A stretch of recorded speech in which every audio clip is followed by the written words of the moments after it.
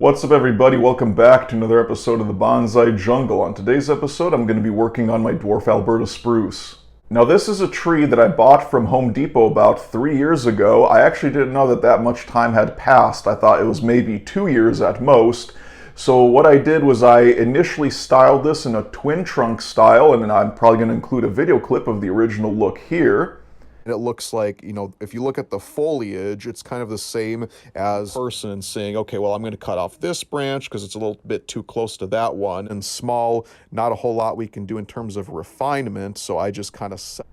And then over the past couple of years, what I allowed this tree to do is grow out more branches to increase the ramification or number of branches that are on this tree. And subsequently, a lot of the growth has reached upward instead of having that downward characteristic that we want. So today, I'm going to rewire the tree, set these branches, and probably prune off some of the length and some of the branches that we no longer need. So let me zoom in and show you what I'm doing with this tree.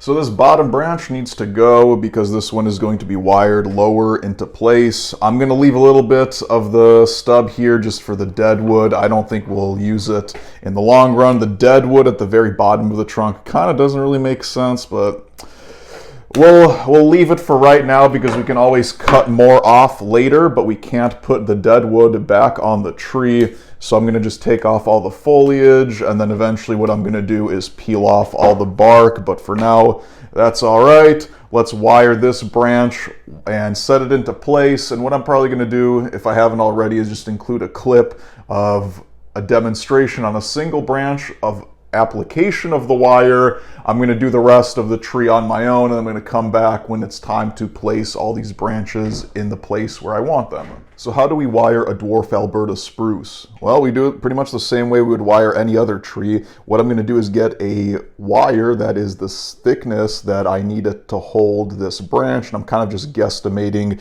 that a 3mm wire is going to be thick enough. You can of course order lots of different kinds. If you're a beginner, it's a good idea to just get a set of different lengths and thicknesses, and then you can pick and choose adjusting them to the tree you have.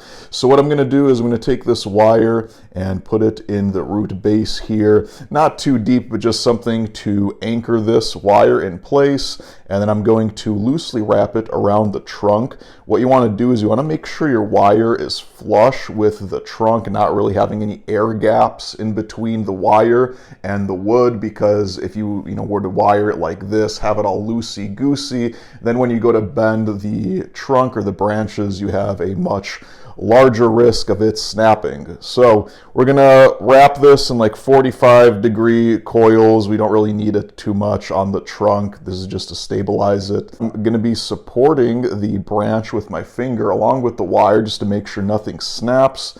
And we're going to keep this at kind of that 45-degree angle throughout the entire branch until I get to a point out here where you can see the thickness changes. So then we're going to use a thinner wire for this and just use this thick wire all the way to the end.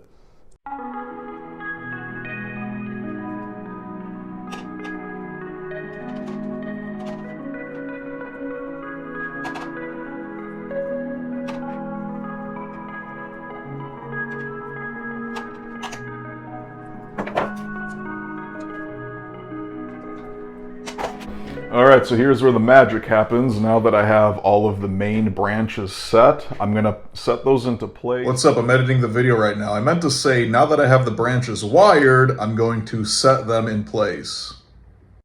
Just because I want to see if I can use any of them as a deadwood, and then what I will have to do is use a thinner wire to refine all of these tiny, smaller branchlets. But like I said, let's get the main branches into place.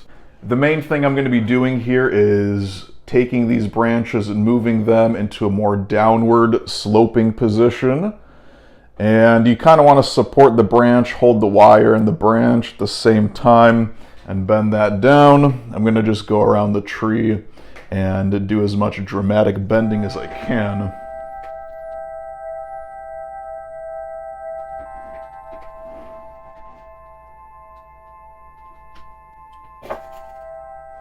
I I have a wire up here which I'm going to use to bend this apex. Let me just make sure it's going the right way. So this is the front of the tree. I'm going to take this apex and bend it kind of backwards here and almost use it as a new branch.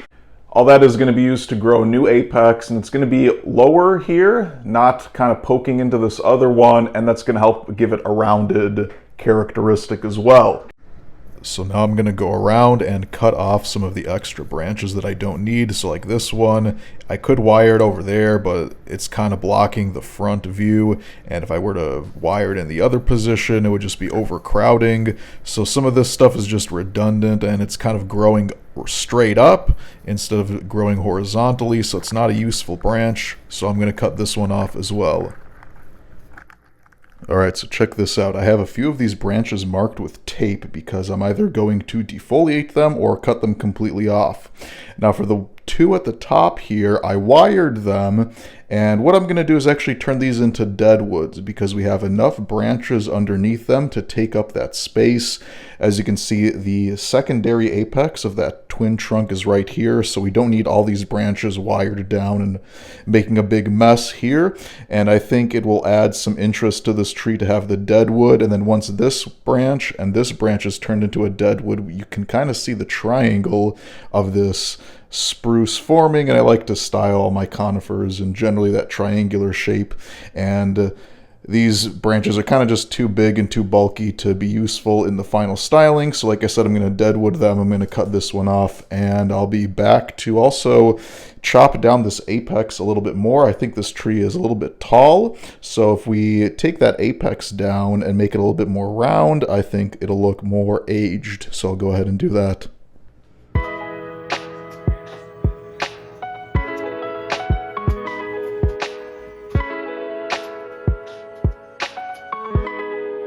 Next thing I'm going to do is repot this, pretty much just for aesthetic reasons. I think it might be a little bit better to wait until the springtime, but these Dwarf Alberta Spruce are so vigorous that I don't think it's going to make too huge of a difference. And now that the weather is cooling off for the autumn, I don't think it'll be too stressful on the tree to get this into this rectangular pot. We're not going to reduce too much of the roots. What I'm going to do is loosen up some of the soil with my chopstick and probably trim off some of this root mat at the bottom and get it back into that pot with the same soil. It's not true bonsai soil. It is a mix of perlite and peat moss and sand, so it crumbles apart, it drains well, but it does still have a fairly considerable amount of organic matter in here since I was growing this as nursery stock.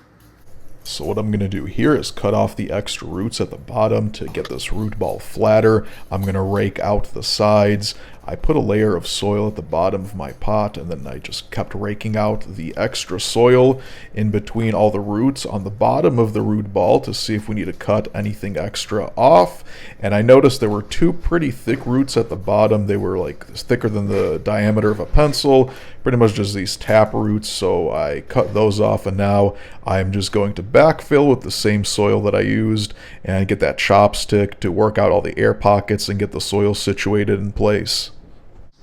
Alright, so this is what the Dwarf Alberta Spruce looks like at the end of this second styling, and this isn't the finished product, of course, because I haven't even begun doing all of the refinement work. I can still get a very small wire and place all of the individual branchlets on these branches, but today I think that's enough for right now, just to set the main skeleton of the tree, and I'm going to refine that deadwood a little bit later once the needles fall off and it dries out. I'm going to peel off the rest of the bark and wait for those branches to set in place with the wire.